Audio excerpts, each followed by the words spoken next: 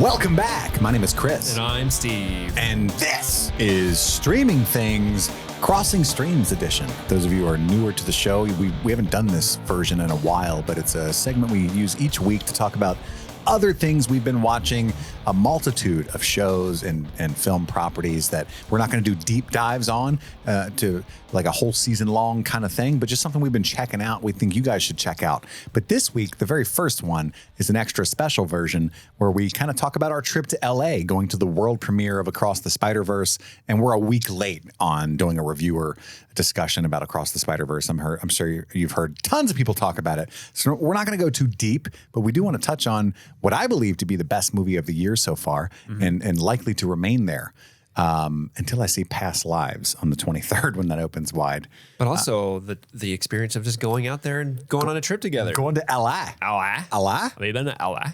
So I was invited by TikTok to the world premiere, and I called Steve immediately because I got this invitation on a Thursday, and the premiere was on the following Tuesday. That's how much time they give you. We live in the Cincinnati area, and so I call Steve kind of in a panic. First, I looked at my wife, and she's like, "What?" Because I had this shocked look on my face, and I was like, "Well, I just got invited to the Spider-Man world premiere in LA," and she was like, "Okay, are you going to go?" And I said, "I can't possibly go, but I kind of have to." And like, it was like that. It was like my exact response. And she was like, how do you turn that down? Yeah. But I do have a day job, unfortunately. I mean, I'm grateful to have a job that pays my bills, but I wish this did, you know what I mean? Same. Same. That'd be great. It doesn't. So I was like, and both of my bosses, like the executive director of another branch in another state and my executive director, were both on vacation and had left me in charge of operations and various things. And so I'm like, am I really about to like dip out to LA unannounced at the last second? Yes, I am. I did that. That's what happened because I couldn't pass up on this opportunity. So I call Steve. Steve, I called you. That's me. And I was like, hey man, would you want to come as my guest to the world premiere? We can go Streaming Things style. Family style on this motherfucker? Family style. Get the whole KFC bucket, baby. It's family night. And you were like, and you happened to be on vacation. You took a staycation for your mental health. Yeah, through no... And I was like, fuck that. Let's fly to LA. Yes, serendipitously. Like I had taken the week off work. I was going to take the week off the podcast because I've been burning the midnight oil pretty much since Stranger Things season 4 came out last summer. And I just needed to step away from everything and recharge my batteries. And so I was already planning on being off of work this week. So when you called and invited me, I was like, this will never happen. Where you get invited to something, the opportunity to go to this movie comes up, and I actually am free from work. Yeah. That never happens. And so it was kind of like we kind of have to do this, right? Like, how do we do it, though, in such a short turnaround? Well, let's be clear, we both bitched out. Yeah, we did. And our significant others pushed us into having this once-in-a-lifetime moment. Yeah. I know mine did. My wife was like, we have to figure it out. Don't be a sissy. Yeah. Like, you got to go to LA. Yeah, and then I was talking to my girlfriend. I'm like, it's just too expensive. And she's like, no, it's fucking not here. And then she like found like plane tickets like and stay for like real cheap. Like, look, it's affordable. Go. Well, and what are you doing? It wasn't cheap, but it was affordable. Yeah. Because we were looking at like $1,000 for just the flights because it was last minute flights to LA. And they were miserable flights too, like multiple layovers and stuff. And I was just like, oh, man. Yeah. And then finally, Steve came back, thanks to Erica, and was like, look, man, and you booked it all because I probably wouldn't have had the finality to get it all done. You know what I mean? You did it. And I was really hesitant to leave my wife with our daughter's only 10 months old. And I was like, I just went to Austin to see Robert Rodriguez and that whole bunch a couple weeks prior to this. And I was like, I can't do that to you again. And this time it's multiple days. And she was like, it'll be fine. To go, you know. So we went, we did it. And it was funny because I did the math in my head.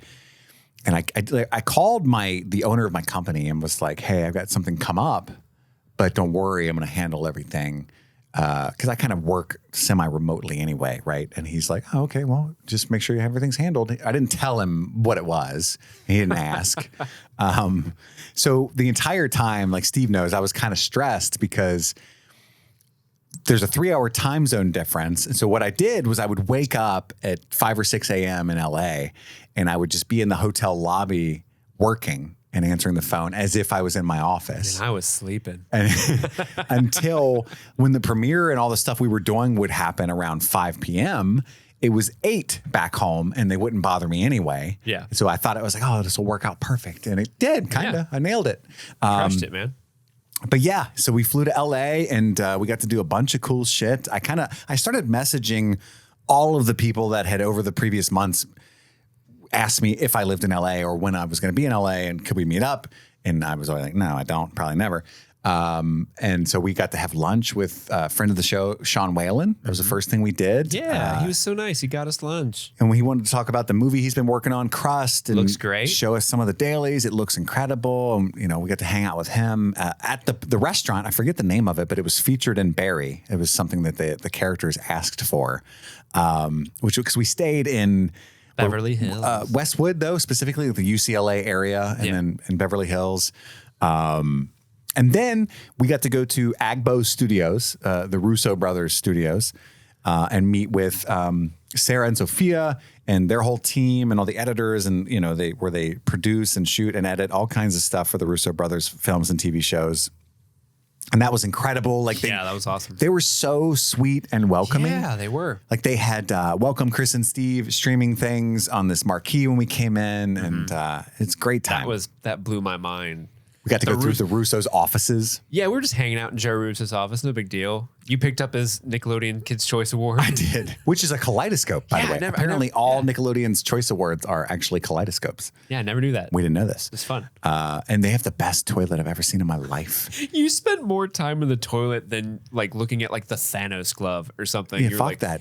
You walked in. It's one of those super fancy toilets where you walk in and it opens up and just plays a little jingle to you. I'm so excited. It had 19 bidet settings. I can't wait for you to poop in me. And you could save your favorite settings on user 1 and 2. I was like, whoa. But all of their bathrooms have a 60-inch plasma screen on the wall, so you can just watch a movie while you're in the bathroom the whole time. That's where I would be. That'd be where all the work gets done, if you know what I'm saying. Yeah. Oh, yeah. But yeah, I just got to shout out the Agbo crew for being the sweetest people on earth. Yeah, they made you a custom hat. They did. I wish I was wearing it right now. I meant to.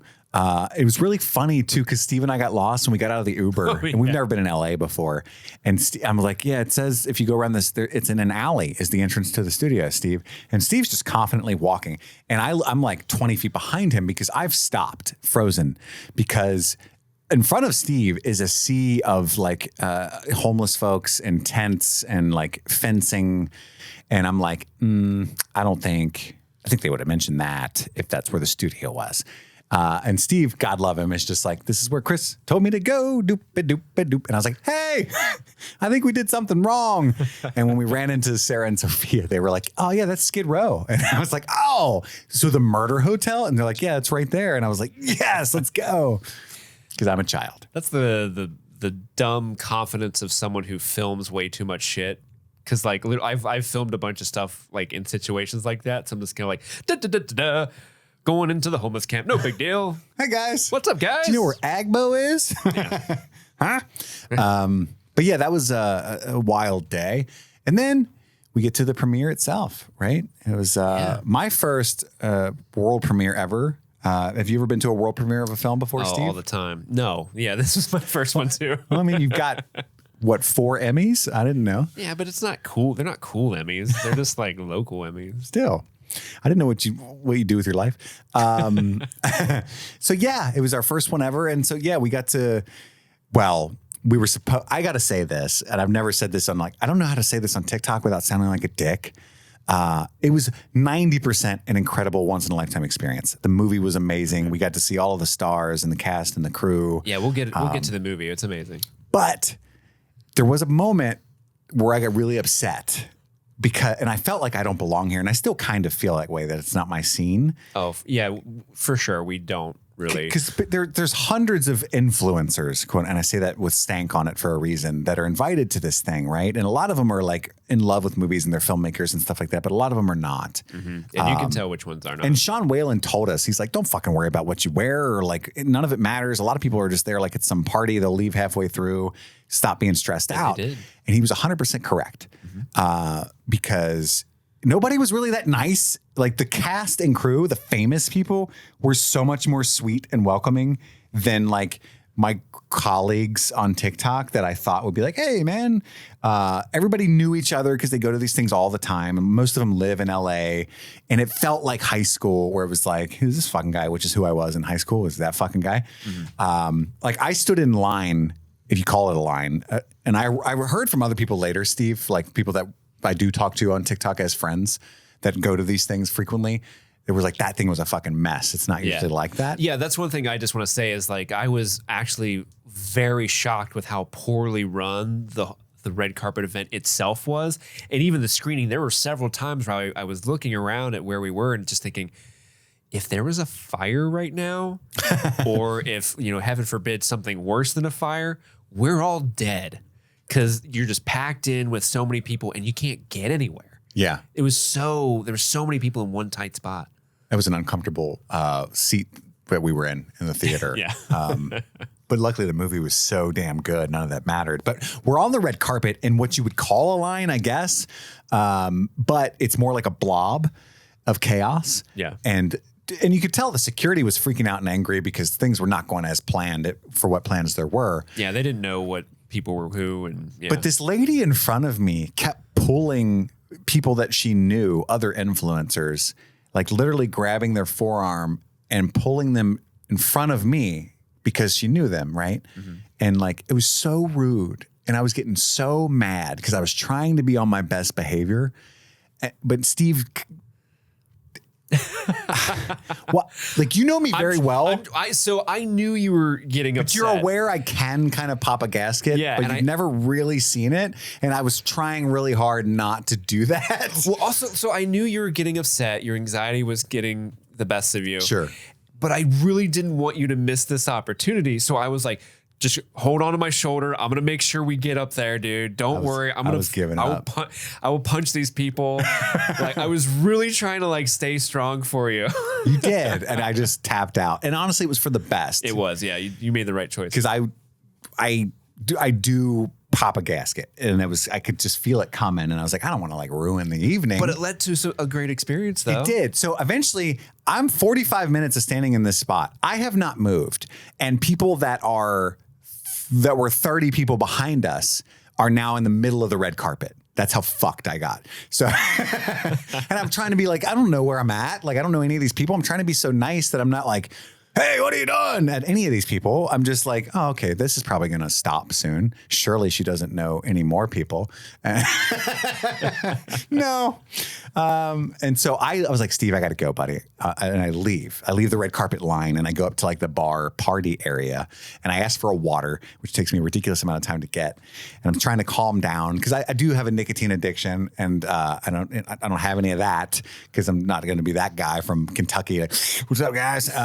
What do you mean you can't smoke in here?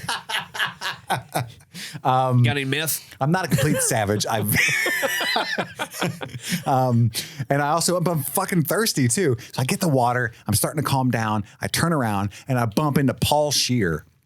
Love Paul Scheer. Paul Scheer is the sweetest man on the planet because he doesn't pretend to know me, but he acts as if he does in like a very humble way. Like I bump into him. I realize it's Paul Scheer and I go, hey man, holy shit, I'm a huge fan. I shake his hand and he goes, hey man, good to see you. Yeah. You've never seen me before. I am no one, but this is really nice of you to treat me like that. You know what I mean? And here's something, I want to tell another story. I think I told you this. I'm not sure. I am standing there waiting because Steve's still in the red carpet line. Yeah, because my thought was like the two of us didn't travel across the goddamn country, and you had the one right of us thought. Isn't going to walk across this fucking red carpet. So I stood vigilant, right? Yeah. So after you bailed out, I managed to squirrel my way. Like I'm third, right? my time is now. And after the celebrities went through, they're like, okay, we're letting you guys walk the carpet again. I'm like, hell yeah, the time is ready. And then he's like, no guests though. And I was like, all right. And if I had been there, I probably could have gotten you on. Like, he needs to take photos of me with a cell phone or something. Yeah. Sorry. But I got too angry and at left. that point, because I think you had texted me at that point that you were hanging out with Paul Scheer and shit. So I was like in that line, I don't want to fucking be here anymore. I want to go hang out with Paul Scheer. I This love line him. sucks. Yeah. And part of it maybe was because I wasn't wearing my A24 hat and glasses. Like, Oh, and everyone didn't know who you were. no, I'm not saying if they had fucking known who I was. But there is like I just mean in a way of like, maybe they would have been like, oh, hey, man, a little more than who the fuck is this guy? Well, even when we had lunch with Sean Whalen, we wanted to get a picture with him. He's like, dude, you gotta put Can your you put hat on the hat? Can you put on the That's hat? what made me think of that. Because Sean was like, before we do the selfie, can you put on the hat? Yeah, there really is a Clark Kent Superman situation going on with you, I think. It's kind of weird. But I'm standing there and I look over and I don't watch Arrow. I can't be clear enough about that. But my buddy Andy You did tell me this story. is a huge fan of Arrow. So I know I've seen the guy before. Is it our buddy Andy? Yeah, our buddy Andy. Okay. I didn't know if you were talking about like a different Andy. Andy, who used to host this show, and everyone knows. The former co-host of Streaming Things and that buddy Andy. Andy loves Arrow. So he's shown me clips and stuff, right? So I look over. You have failed the city. And I see Stephen Amell. Stephen Amell? Or Amell. I don't know the guy's name. And I recognize It him. sounded says you call him Steve Enamel. Like Stephen Amell. I see the guy. I recognize him, but I don't recognize him. And I also don't know anything about sports. So he's looking at me while I'm looking at him, and I'm only a few feet away from him, and I'm rudely staring, mouth half agape. And he's like talking to someone, and he keeps glancing over, and I'm still staring. It's one of those. because you're just trying to figure out how you know him. The reason why is because my brain is going, is that Tom Brady? No, that's not Tom Brady. That can't. Why would Tom Brady be here? Is he in this movie? That's Tom Brady. No. No. For an absurdly long time until finally Steve rejoined me and he's like, hey, Stephen Amell. And I'm like, oh, woo, I knew that. But yeah, I mean, Haley Steinfeld was absolutely stunning. Yeah, she worked that carpet, man. We got to see Shamik Moore, Brian Tyree Henry, Wiz Khalifa. Wiz Khalifa. Yeah, yeah. You know, I realized Jason Schwartzman. I realized that I spoke to the voice of the guy who voices Spider-Man in the PS4 game. Yeah, what was his name? Yuri something. Because he was wearing a really cool like Venom hoodie, and I was like, dude, that's a sweet hoodie. He's like, thanks, man. And then like the following day, someone tweeted a photo with him like, oh, the best Spider-Man ever. I'm like, huh? I was like, oh, that's the voice. You don't know what a voice actor looks like, right? Yeah, so. And the Kind of Funny guys were really nice. I know you're big fans of theirs. I got to talk to Tim Geddes and Blessing Adeoye Jr. from Kind of Funny. Like they're actually they're like a huge inspiration for me for this show. Yeah. Because the Kind of Funny network started in a spare bedroom of an apartment, and now they have like hundreds of employees and a giant studio, and it took them 10 years about to do that. So I'm like kind of like, Chris, we need a 10-year plan. Well, we're already 6 in, man. Yeah, no, and look, we got 6 years in, and we got the studio apartment. Yeah, baby. That's right. So in 10 more. Hey, we were just at the Spider-Man premiere, my friend. But Jake Johnson was there, Daniel Kaluuya. I had a weird moment with Jake Johnson. Like a Tom Brady type thing? Kinda. Well, it was when we were leaving the theater. It's like the movie's over. We're leaving the theater. He was standing there. I was like, hey. Yeah. So it's, again, so many people were trying to leave the theater at the same time. So if that theater was on fire, we'd all be dead. Seriously, it could not have been up to code. But we had kind of gotten separated in the mass. So I make it outside, and the mob is just going straight. So I kind of, once I leave the exit doors, I step off to the side to like wait for you. And I'm sitting there kind of like waiting for you, and I sense there's someone right behind me. So I look over, I kind of give a nod to the guy like, hey, what's up? And then I look back, and then my brain finally puts 2 and 2 together. That's Jake Johnson. Yeah. So I whip my head back at him, and he kind of sees that I like did a double take at him. And I'm like, hey man. And he's like, hey. You should have said, give a cookie, take a cookie. I gave a cookie. Give me cookie. I should have called him gay, Nick. That's a New Girls joke that some people might get. I was like, that would have been rude. I didn't get that at all. No, I only know him as the guy from Jurassic Park or Jurassic World. And that's the role. Yeah. That's the Jake Johnson I don't role watch for New you. Girl. Give a cookie, take a cookie. And this, of course, because he voices Peter Parker. But really cool experience. There was a moment where the people behind us, just to give you an idea, again. Oh, is this yes. the follow? Oh man. Yeah, there's people behind us, and they're definitely the type of influencers that have no idea what movies are. They're just there for. And when Haley Steinfeld herself got on the carpet. Yeah, Haley Steinfeld herself, one of the stars of the movie. Huge movie star, mega pop star. Yeah, everyone's like the paparazzi press, whatever you want to call them. They're like going crazy, like Haley, like they're taking her photo and she's doing her sweet moves and hair flips. Got a great gif of that.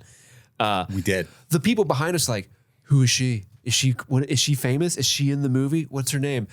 And the one guy's like, oh, they're saying Haley. Let me look it up. Haley Steinfeld. Who is that? I don't know who that is. Look her up on Twitter.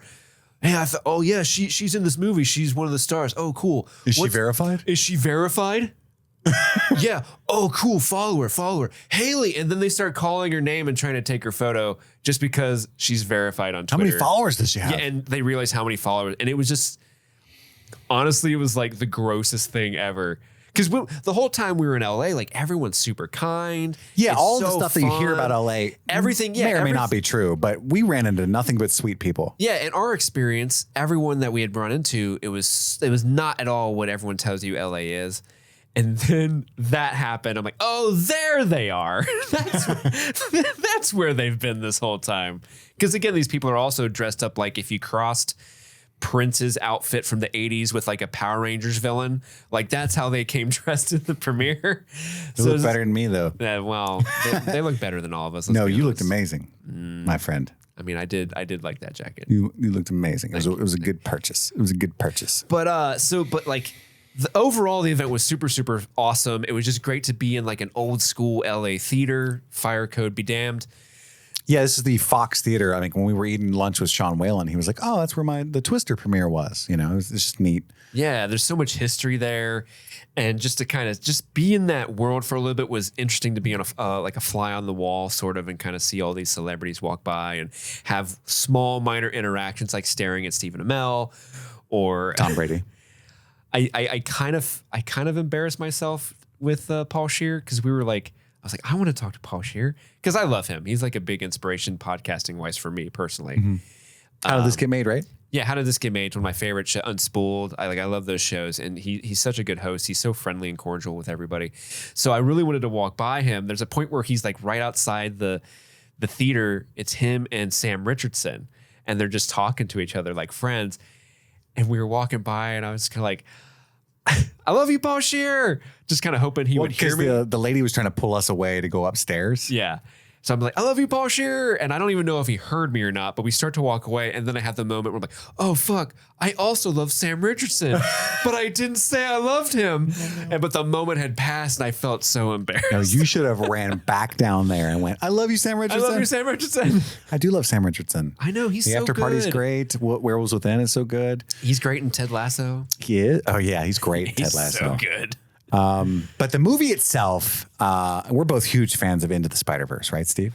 Yeah, and also I do want to like take the moment here just to say thank you, Chris, for inviting me to the premiere because, like like a lot of listeners know, the Spider-Man franchise is very, very important to my career because Spider-Man 2 came out. I was such a huge fan of Spider-Man 2, like the Tobey Maguire movies. So my friends and I at the time in high school, this is, what was that, 2004 or 5 when that came out?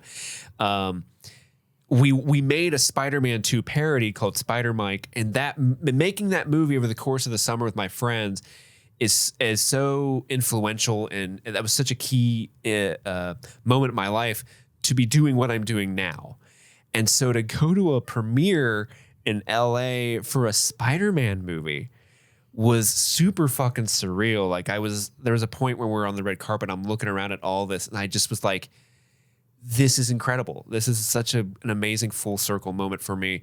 And honestly, like for both of us, Chris, like I don't know if you felt this way. And I know we're like, we don't belong with these people, or a lot of the people like the influencers and stuff like that. Maybe this isn't our scene, but I did have the moment like, this isn't the last time we go.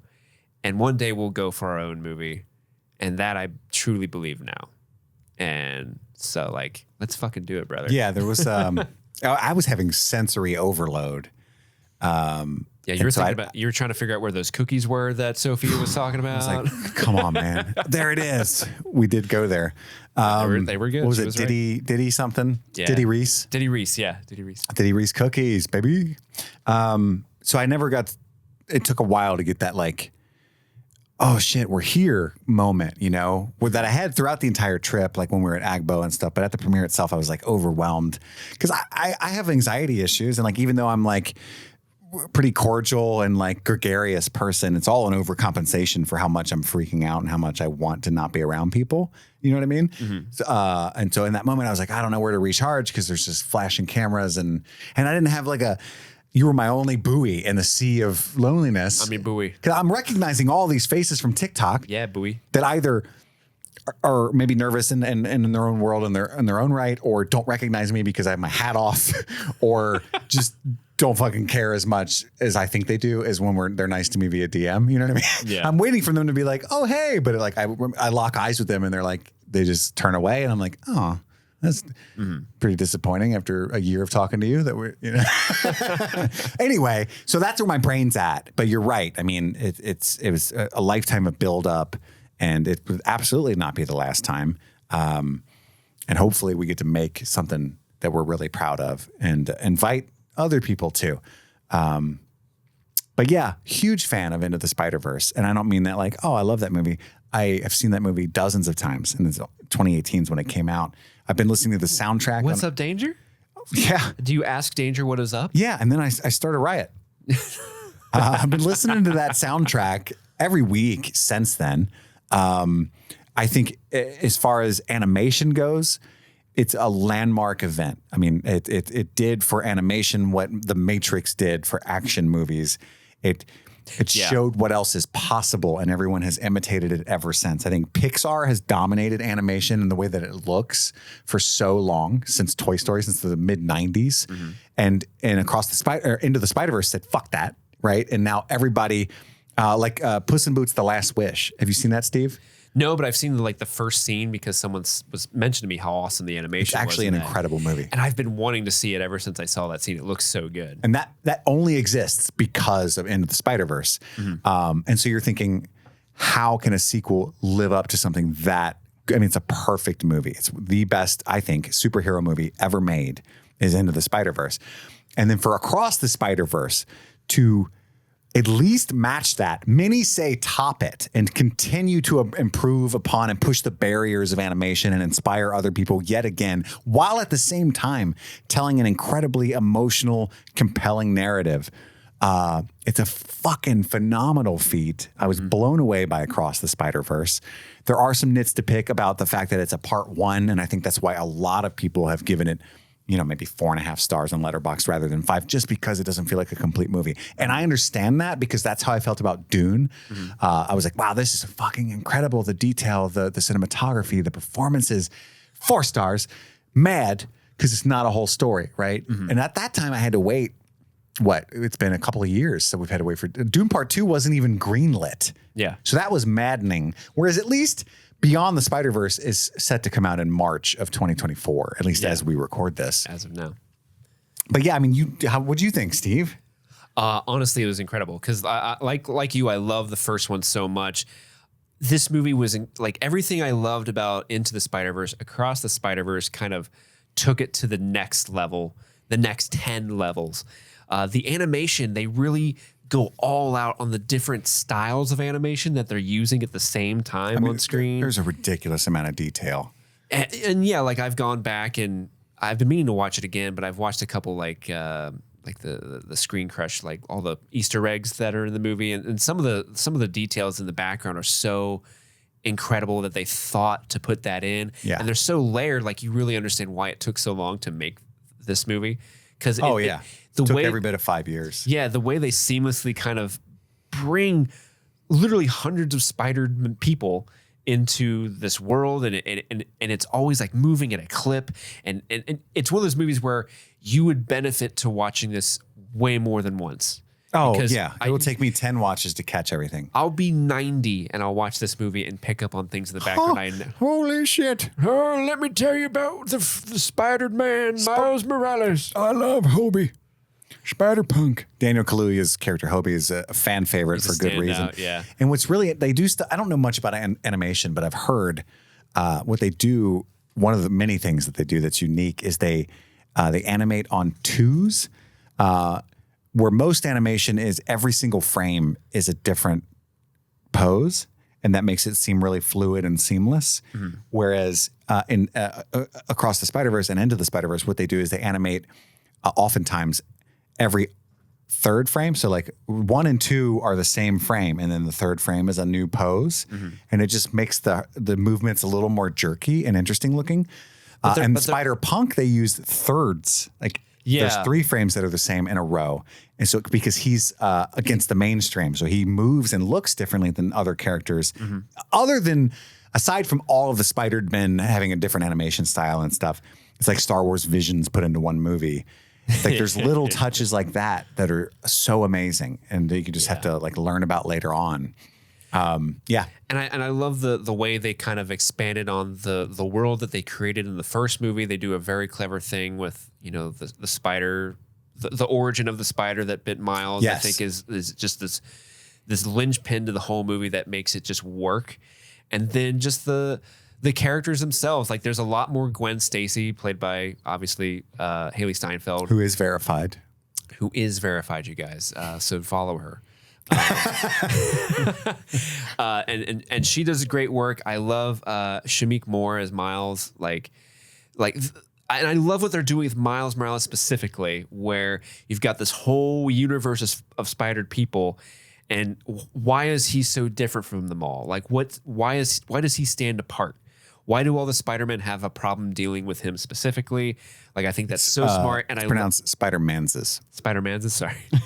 And then the returning Jake Johnson is just hilarious as Peter B. Parker, as always.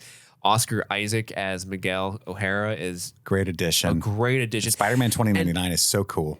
Not only is this like the most, like you said, it's maybe the best movie of the year so far. I think it's 100% I agree with that. Yeah, for me it's that. Yeah, for sure. So far there are 2 sequences in this movie.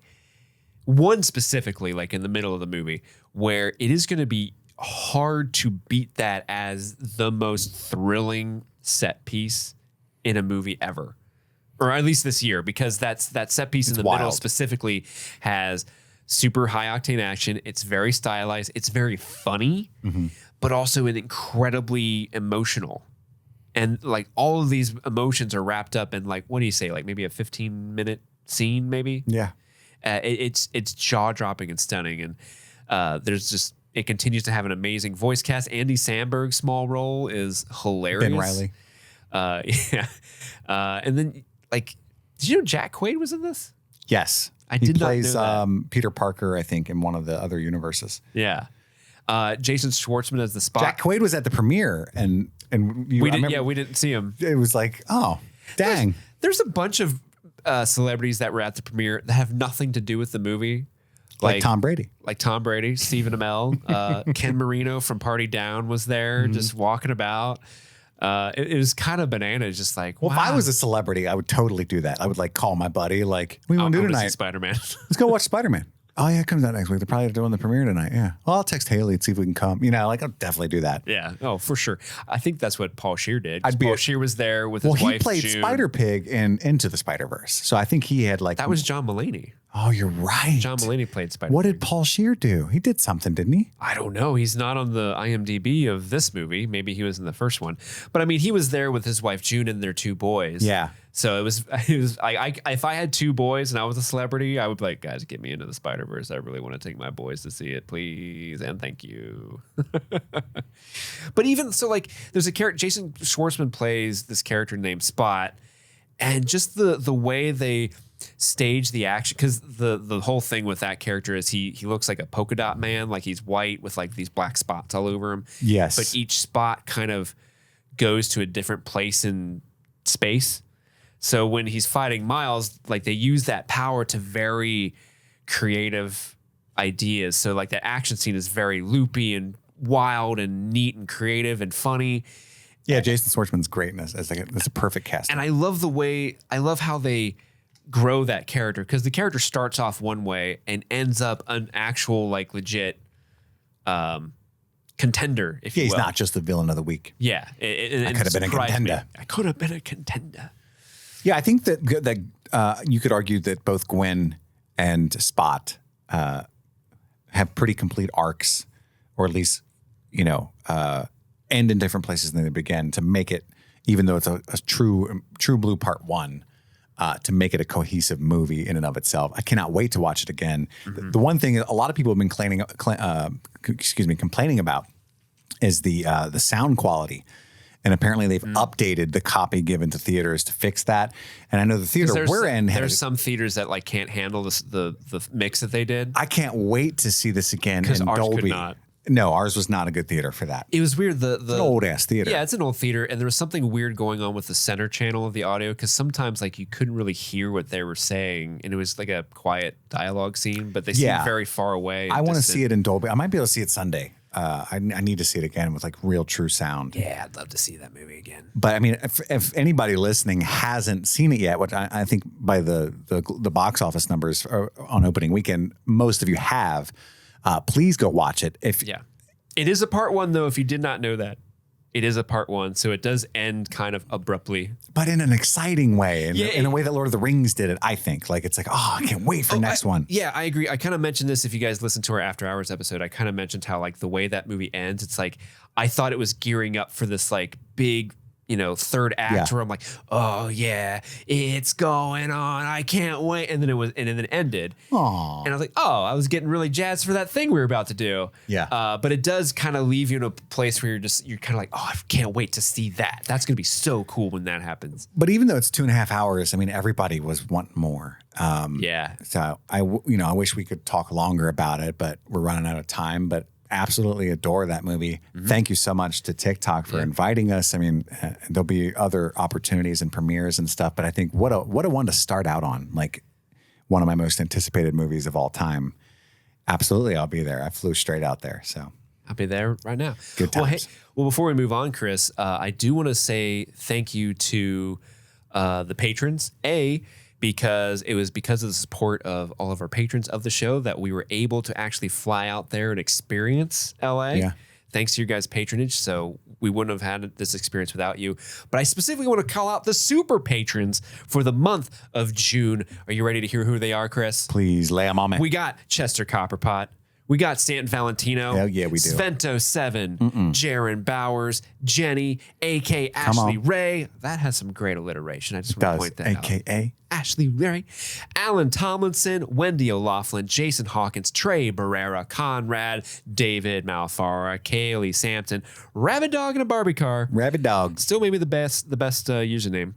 Jose Ruben Cruz Rodriguez, Alexis Adler, Thomas Alexander, Emmy, Joe Velez, Valerie, Aaron Layton, John Collins, Amanda King, Sun Loving Mortal, Andrew Gray, Jadinklage Morgoon, longtime supporter, but he's now a super supporter. Thank you. Jen Robinson, Kate, Chloe Richardson, Kalisha Reeves, Kiki Newton, Kevin Strother, Jeanette Murphy, Casey McCain, and Enza. That's a long list. I know. That's and why as rough as that might be to listen to, it's so amazing at the same time that it's that long. Yeah. So if you would like to support, for a while it was just like, thanks Enza. Yeah. Thanks Enza and Phil and Carmelita. Thank you Enza and Carmelita every time. Yeah. But if you would like to support the show as well, so maybe you can hear your name in the podcast episode, or even help us if we have another invite to go to LA to represent the show, you can do so by going to patreon.com/streamingthings, where you can select from a variety of tiers. And in the future, these Crossing Streams episodes will feature us talking about at least 3 different shows and movies that we haven't talked about on a main episode ever. 3, sometimes 2. Yeah, baby. You know what I'm saying? I'm going to undersell it. Just things that we've been checking out we might think you might like. Yeah. Before we go, I do want to plug something, even though we took up all the time with Spider-Man, because how often are we going to go to these premieres and take up Crossing Streams with that story? And a lot of people were reaching out asking us how Hey, it what was, was what it was like. It was awesome. That's how it was like. If you're not watching a show called Silo on Apple TV Plus, I've watched the whole thing because they sent me screeners. There's a couple episodes left. I think the show ends at the end of June. It's incredible. If you're a fan of sci-fi, of mysteries, of high production value, I know Steve loves all of those things. It's incredible. It's one of my favorite shows of the year. I love it.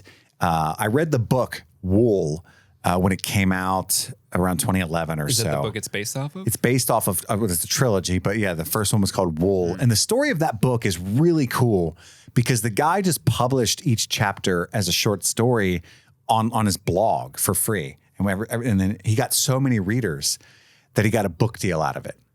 So he was just like, awesome. It's like a really cool underground book that they've been trying to turn into a TV show for a long time.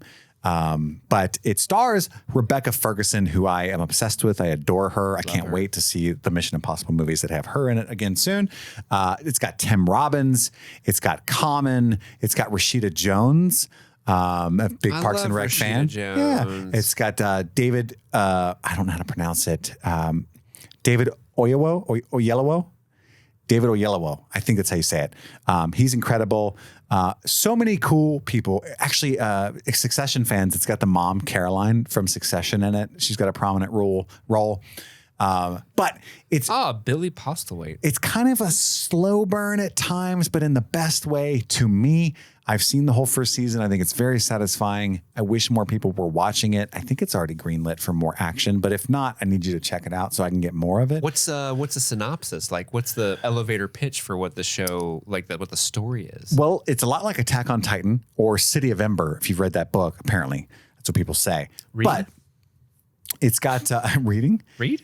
It's a dystopian thriller where all of humanity now lives in a silo underground. It's a very large silo that takes like 3 days to walk from the top all the way to the bottom. There's 10 or 12,000 people that live in it.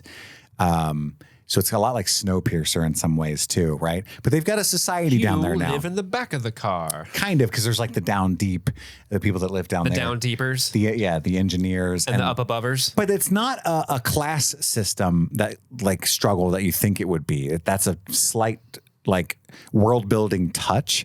It's actually, again, it's more of like a V for Vendetta, like railing against the government because they have suspicions that there's more than meets the eye in a Transformers kind of way. But the neat thing is they don't remember why they're in the silo. They know that going outside will kill you, but they don't know why. Nobody remembers. You think someone would have written that down? Nobody knows. Well, what happened was there was an uprising like 150 years prior to the show, and all the records were destroyed, and they don't remember why they have no societal record of why the silo was built, who built the silo, what happened outside, and they don't have any science either, so they don't know what stars are. They don't know they have some medicine and things like that, but there's so much of human knowledge that's lost.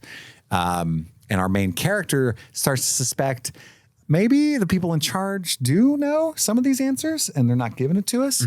And that's the mystery of the show that gets slowly unraveled. I adore it. I think you'll like it too. It's on Apple TV Plus. It's called Silo, baby. Silo. Just Silo, not Silo, baby. Check it out. And that's it. That's Crossing Streams. If you like this kind of show, good news. It's going to drop every Tuesday. We're going to talk about different things we've been watching or things we've seen before that we don't give a main episode for. You can email the show at streamingthingspod@gmail.com. You can follow me on Instagram at @MoviesAreTherapy and Steve at Steve S_May05 on Instagram. I had it for a while. Steve May13 on Twitter. Come on, baby. You can follow the show on Instagram at streamingthingspodofficial, and you can follow the show on Twitter at streamthingpod. You can find me on Grindr. I am the dot always around the corner. So I'm saying. We love you guys. Thank you so much for listening. That's all the time we have for right now. My name is Chris. And I'm Steve. And this is Streaming Things. Happy streaming.